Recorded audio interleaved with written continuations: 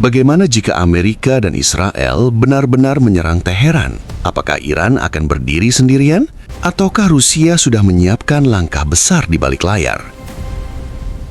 Kapal perang bergerak, sistem pertahanan udara S-400 disebut terintegrasi, dan yang paling mengejutkan, pesawat komando strategis Rusia yang dijuluki pesawat kiamat mendarat langsung di Teheran.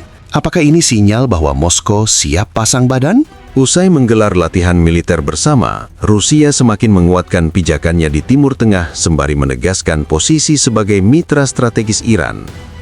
Kapal perang dikerahkan, sistem pertahanan udara S-400 terintegrasi dalam postur Iran. Bahkan, pesawat komando udara Rusia dilaporkan mendarat di Teheran. Apa arti koordinasi tingkat tinggi ini bagi Amerika Serikat?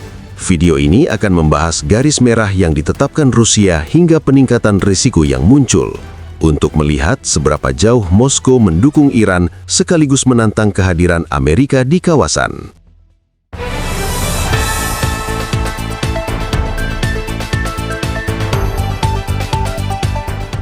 Latihan militer bersama bukan satu-satunya bukti bahwa Moskow berdiri di pihak Teheran. Dalam komentar yang disiarkan pada Rabu, 25 Februari, setelah pembicaraan nuklir di Jenewa, Menteri Luar Negeri Rusia, Sergei Lavrov, memperingatkan bahwa setiap serangan baru terhadap Iran akan membawa konsekuensi berbahaya. Konsekuensinya tidak baik, katanya dalam wawancara dengan Al Arabiya. Ada risiko nyata terjadinya insiden nuklir. Semua orang mengerti bahwa ini sama saja bermain api. Lavrov mendesak diplomasi untuk memastikan situs nuklir Teheran tetap damai. Ia juga menyoroti bahwa serangan sebelumnya terhadap fasilitas nuklir Iran yang dipantau Badan Energi Atom Internasional telah menimbulkan risiko serius. Dengan kapal perang Amerika ditempatkan di dekat kawasan, pesan Rusia menjadi jelas. Eskalasi konflik bisa meningkat dengan cepat. Pernyataan Rusia menjadi sinyal lanjutan dari peringatan Iran sebelumnya. Jika Washington kembali menargetkan program nuklir Iran, maka bukan hanya pemimpin tertinggi Iran yang murka, tetapi Presiden Rusia, Vladimir Putin, disebut siap ambil bagian demi meminimalkan risiko yang berkembang. Kapal perang Rusia telah bergabung dalam latihan militer di Selat Hormuz. Sistem S-400 juga disebut terintegrasi dalam postur pertahanan Iran. Namun ada perkembangan yang lebih signifikan. Sebuah laporan menyebut pesawat komando udara Tupolev Tu-214PU Rusia yang sering dijuluki pesawat kiamat mendarat di Bandara Internasional Imam Khomeini, Teheran pada 20 Februari 2026. Pesawat ini bukan angkut eksekutif biasa. Ia adalah pusat komando terbang dirancang untuk memastikan pengambilan keputusan strategis secara real-time selama keadaan darurat nasional, bahkan dalam skenario nuklir. Dengan jangkauan lebih dari 7.000 km dan sistem komunikasi satelit terenkripsi, pesawat ini mampu berfungsi sebagai markas bergerak saat krisis. Para analis menilai pengerahan Tu-214PU bukan sekadar kunjungan diplomatik, melainkan proyeksi keterlibatan tingkat eksekutif yang disengaja di tengah meningkatnya ketegangan dengan Amerika Serikat dan Israel. Hubungan Rusia-Iran diperkuat oleh perjanjian kemitraan strategis komprehensif 20 tahun yang ditandatangani Januari 2025. Perjanjian ini mencakup kerjasama militer teknis, latihan bersama, berbagi intelijen, serta strategi mitigasi sanksi, meski tanpa klausul pertahanan bersama secara formal. Kedua negara sepakat tidak mengizinkan wilayahnya digunakan untuk aksi militer terhadap negara lain dan akan bekerja sama melawan ancaman dari luar. Sejak invasi Rusia ke Ukraina pada 2022, koordinasi ini semakin dalam. Iran disebut memasok drone dan amunisi, sementara Rusia menawarkan platform canggih seperti jet tempur Su-35, helikopter Mi-28, dan sistem pertahanan udara S-400. Sejalan dengan peringatan Lavrov, Rusia juga menegosiasikan keberadaan militernya di Suriah. Fasilitas di Khmeimim dan Tartus tetap dipandang strategis, baik sebagai pusat militer maupun kemanusiaan. Moskow menilai kehadirannya sebagai penyeimbang kawasan, sementara Amerika berencana menarik diri dari Suriah Timur Laut. Lavrov mendesak agar proses penarikan tersebut tidak menimbulkan ancaman baru. Dengan pergerakan intens Rusia di Timur Tengah, kalkulasi militer Amerika terhadap Iran menjadi semakin kompleks. Kehadiran kapal perang, sistem pertahanan udara canggih, hingga pesawat komando strategis Rusia di Teheran menunjukkan bahwa Moskow tidak sekadar memberi dukungan simbolis. Pertanyaannya kini, sejauh mana Rusia siap melangkah jika konflik benar-benar pecah? Apakah ini hanya pesan diplomatik keras atau sinyal kesiapan menghadapi konfrontasi lebih luas? Bagaimana menurut Anda? 32,000 people killed by the regime in Iran. This is a humanitarian crisis. رئیس جمهور آمریکا در یکی از صحبت‌های اخیرش گفته که 47 ساله که آمریکا نتوانسته جمهوری اسلامی رو از بین ببره. شکایت کرده به مردم خودش 47 ساله که آمریکا نتوانسته جمهوری اسلامی رو از بین ببره. این اعتراف خوبی است. بنده میگم تو هم نخواهی توانست این کار رو بکنی.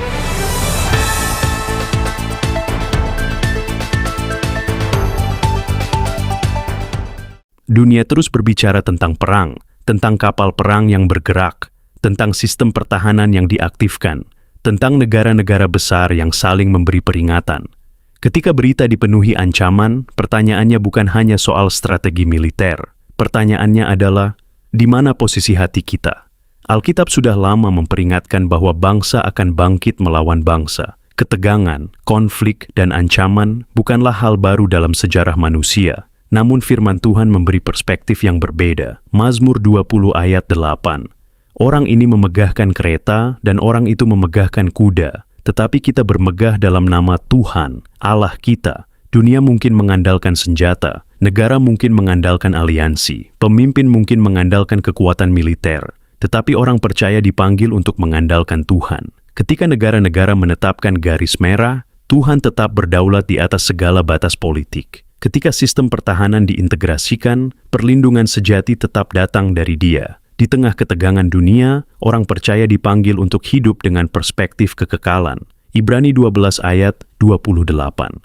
Jadi, karena kita menerima kerajaan yang tidak tergoncangkan, marilah kita mengucap syukur. Kerajaan dunia bisa tergoncang, ekonomi bisa goyah, politik bisa berubah, tetapi kerajaan Allah tidak tergoncangkan. Ketika dunia bertanya, siapa yang akan menang? Firman Tuhan mengingatkan, yang paling penting bukan siapa yang paling kuat di bumi, melainkan siapa yang berdiri di atas dasar yang kekal. Renungan hari ini sederhana. Jangan biarkan kabar dunia menggeser iman kita.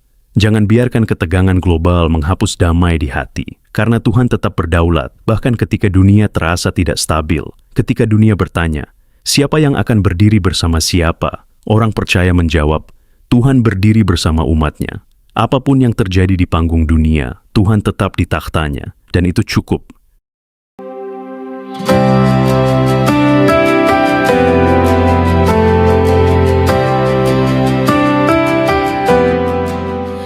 Saudara-saudari terkasih dalam Kristus, terima kasih sudah mendengarkan renungan firman Tuhan sore ini. Bukan suatu kebetulan jika saudara ada di sini saat ini. Tuhan sendiri yang mengatur langkahmu, Tuhan sendiri yang mengetuk pintu hatimu, dan Tuhan sendiri yang menanamkan firman-Nya ke dalam jiwamu sore ini. Biarlah setiap kebenaran yang telah kita dengar tidak berhenti hanya di telinga, tetapi menembus hati, mengalir dalam pikiran, dan diwujudkan dalam perbuatan. Renungan ini bukan hanya perenungan, ini adalah panggilan. Panggilan untuk bertobat, panggilan untuk kembali, panggilan untuk bangkit, dan berjalan dalam kebenaran yang sejati. Karena kita tidak tahu berapa banyak sore lagi yang Tuhan izinkan untuk kita. Kita tidak tahu apakah esok masih milik kita. Tapi hari ini, sore ini, adalah anugerah yang tidak boleh disia-siakan. Mungkin ada banyak hal yang belum saudara mengerti, banyak luka yang belum sembuh, banyak doa yang belum terjawab. Tapi percayalah, Tuhan tidak pernah tutup telinga terhadap jeritan jiwa yang jujur, dan tidak pernah tutup mata terhadap air mata yang jatuh dalam diam. Tinggallah dalam kasih-Nya. Berjalanlah dalam terangnya, dan peliharalah imanmu sampai akhir. Sore ini mungkin telah berakhir, tetapi firman yang telah tertanam dalam hati kita, biarlah itu terus tumbuh, menguatkan, menyucikan, dan membentuk kita menjadi serupa dengan Kristus. Bukan hanya hari ini, tapi sampai hari di mana kita bertemu muka dengan Dia yang kita imani. Jangan lelah melakukan yang baik. Jangan menyerah meski badai belum reda. Tetaplah percaya bahwa Tuhan tidak pernah melepaskan tangannya dari orang-orang yang berharap kepadanya. Sampai jumpa di renungan firman Tuhan berikutnya. Tetap setia, tetap menyala dalam kasih, dan tetap berjalan bersama Sang Gembala Agung, Yesus Kristus yang hidup dan akan datang kembali. Tuhan Yesus memberkati saudara semua. Mari kita berdoa. Terima kasih Tuhan Yesus. Terima kasih untuk sore yang penuh anugerah ini. Untuk setiap napas yang masih Kau izinkan berhembus dalam tubuh kami. Untuk setiap detik yang Engkau beri, agar kami bisa duduk diam di hadapan-Mu, mendengarkan suara-Mu melalui firman yang hidup, yang menusuk hati, yang mengguncang jiwa, namun juga mengobati luka, dan mengangkat kami dari kejatuhan. Tuhan Yesus, sore ini kami datang bukan hanya membawa telinga kami, tapi membawa seluruh keberadaan kami ke hadapan tahta kasih-Mu. Kami datang dengan hati yang kadang kotor, pikiran yang sering goyah, dan semangat yang mulai padam. Tapi firman-Mu sore ini membangkitkan kami kembali. Engkau berbicara bukan hanya lewat huruf dan kata, tapi lewat roh yang menghidupkan. Kami tahu Tuhan, seringkali kami mengabaikan suara-Mu. Kami terlalu sibuk dengan dunia, terlalu sibuk mengejar yang fana, hingga lupa bahwa Engkaulah sumber kehidupan sejati. Namun hari ini kami diingatkan lagi, bahwa tak ada satu pun dalam dunia ini yang lebih berharga dari hadirat-Mu. Engkaulah mutiara yang mahal, harta terpendam yang layak kami tinggalkan segalanya demi mendapatkannya. Ajari kami untuk mencintai-Mu lebih dari segala yang kami miliki. Terima kasih karena firman-Mu menegur kami, bukan untuk menghancurkan, tetapi untuk membentuk. Karena Engkau tidak membiarkan kami larut dalam jalan yang salah, namun menuntun kami kembali ke jalan yang sempit, jalan salib, jalan pengorbanan, jalan kebenaran. Tuhan Yesus, sore ini kami mengangkat tangan dan hati kami kepadamu. Segala yang telah kami dengar, biarlah tidak hanya tinggal dalam pikiran, tanamkan itu dalam hati kami yang paling dalam. Ubah kami mulai dari dalam, jadikan kami pelaku firman, bukan hanya pendengar setia. Berikan kami hati yang lembut, hati yang sanggup menerima koreksi, dan tidak lari dari cahaya-Mu saat dosa kami disingkapkan. Ajari kami mencintai kebenaran, meski kebenaran itu menyakitkan. Ajari kami berjalan dalam kasih, meski dunia membalas dengan kebencian. Tuhan, jadikan kami terang di tengah kegelapan, garam di tengah kebusukan dunia ini. Dan ketika nanti malam datang, dan kesunyian menggantikan keramaian, biarlah firman-Mu terus bergema dalam hati kami. Biarlah suara-Mu lebih nyaring dari hiruk-pikuk dunia. Dan ketika kami tidur malam nanti, biarlah kami tidur dalam pelukan kasih-Mu. Dengan hati yang sudah dipulihkan, jiwa yang sudah disegarkan, dan semangat yang kembali menyala untuk berjalan bersama-Mu besok pagi. Tuhan, kami tahu hari-hari ini tidak mudah. Kami hidup di zaman yang gelap, di zaman di mana kebenaran dikompromikan, iman diperjualbelikan, dan kasih menjadi dingin. Tapi kami mohon, jangan biarkan hati kami menjadi seperti dunia.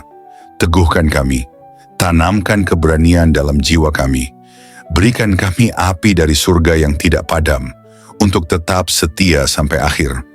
Kami tahu jalan sempit itu tidak mudah, tapi kami tahu Engkau menyertai setiap langkah yang kami ambil. Meskipun air mata kami jatuh, Engkau mengumpulkannya dalam kirbat-Mu.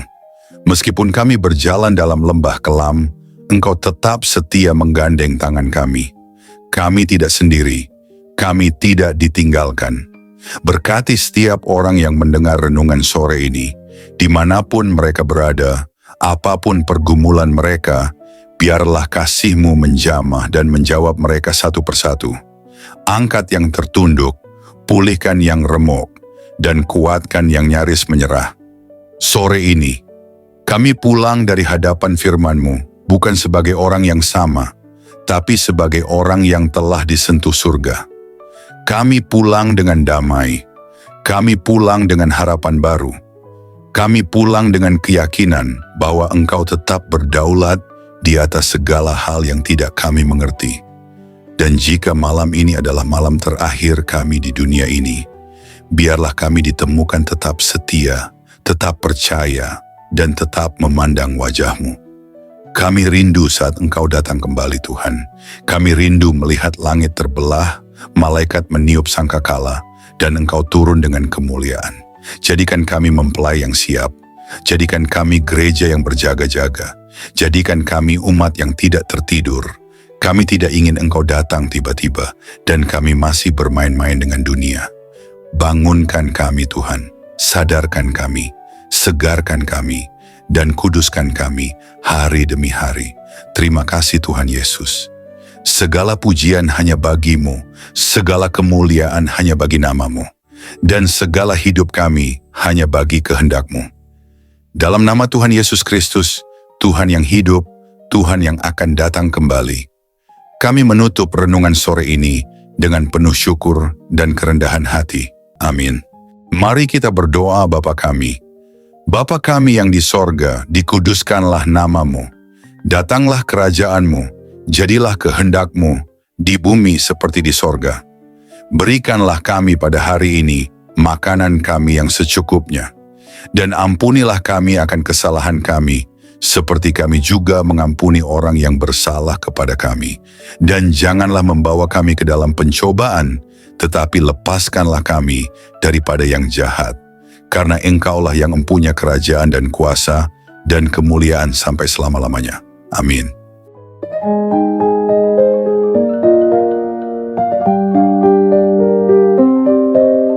Saudara-saudari terkasih dalam Kristus, terima kasih banyak atas kesetiaan saudara-saudari mengikuti renungan firman Tuhan sore ini sampai selesai. Semoga setiap firman yang telah kita dengar, setiap pesan yang telah menyentuh hati, dan setiap doa yang telah kita panjatkan bersama, sungguh-sungguh menjadi kekuatan dan penghiburan bagi hidup saudara di hari-hari yang penuh tantangan ini. Kiranya firman Tuhan hari ini menanamkan keberanian dan keyakinan dalam hati kita semua, bahwa tidak ada keadaan yang luput dari kuasa Allah. Dalam kegelapan dunia yang semakin pekat, marilah kita tetap menjadi terang yang memancarkan kasih, kebenaran, dan pengharapan yang hanya datang dari Tuhan.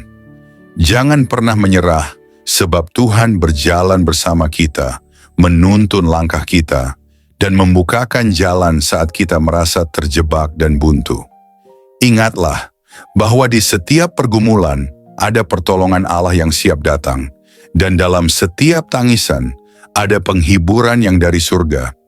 Kami mengajak saudara-saudari untuk terus membagikan berkat ini kepada orang-orang yang membutuhkan. Jangan ragu untuk like, subscribe, komen, dan bagikan renungan ini. Dengan begitu, berkat firman Tuhan dapat menyebar luas, menjangkau lebih banyak jiwa yang haus akan kasih dan kebenarannya. Teruslah teguh dan kuat dalam iman, jadilah saksi hidup yang membawa damai dan sukacita dari Kristus dimanapun saudara berada. Jangan lupa untuk tetap membuka hati dan pikiran dalam setiap renungan berikutnya, karena Tuhan masih punya banyak firman yang luar biasa untuk diberikan kepada kita. Sampai bertemu lagi di renungan firman Tuhan sore berikutnya, dengan harapan dan doa agar Tuhan selalu menyertai langkah saudara-saudari semua, melindungi, memberkati, dan menguatkan dalam setiap keadaan. Tuhan memberkati. Amin.